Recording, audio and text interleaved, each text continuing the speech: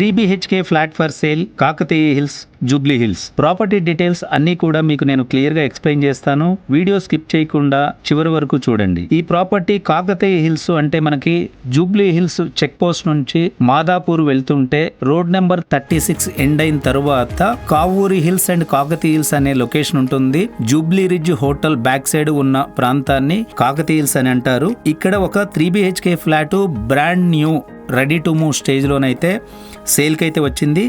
ఇది 500 స్క్వేర్ యార్డ్స్లో 5 ఫ్లోర్స్ పర్మిషన్తో GHMC నామ్స్ ప్రకారం సెట్ బ్యాక్స్తో ఈ ప్రాపర్టీని అయితే కన్స్ట్రక్షన్ చేయడం జరిగింది.